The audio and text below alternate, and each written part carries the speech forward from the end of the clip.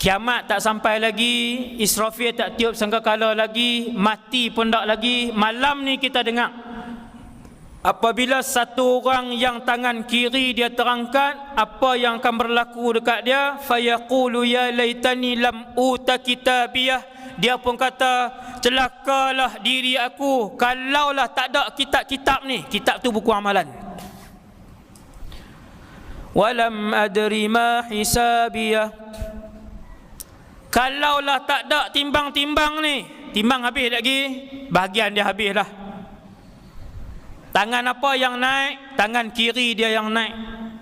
Kemana dia ni nak pi? Dia ahli neraka Jahannam. Benda apa nak keluar di mulut dia? Ni dia Allah Ta'ala cerita. Siap-siap. Walam adri ma hisabiyah. Kalaulah tak ada semua-semua ni, aku tak tahu tentang perhitungan ini.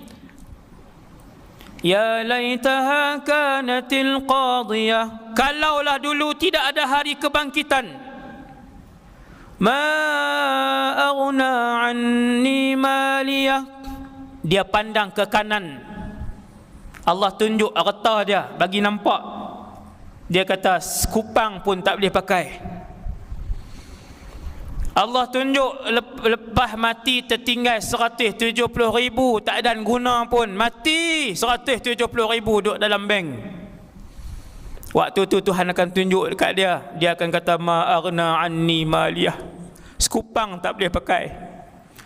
Waktu hidup tak mau sedekah, waktu hidup tak mau dalam tabung, waktu hidup tak mau bagi orang miskin makan. Bila dah mati yang kat tangan kiri baru kata ma aghna anni maliyah. Ini ucapan bakal ahli neraka, wal iyadzu billah. Semua ahli neraka akan berucap dengan ucapan ni. Ma aghna anni maliyah. Tak guna sesin pun duit yang aku tinggal dulu.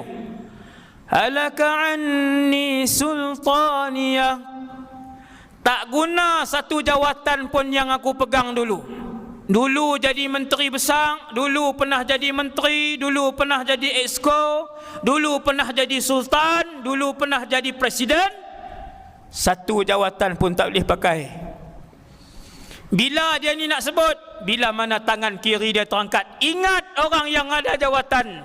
Sebesar apapun jawatan kamu, takkan membantu kamu untuk masuk ke dalam syurga. Hari ini kamu berjalan dengan kapet kuning, dengan kapet merah, dengan kapet biru.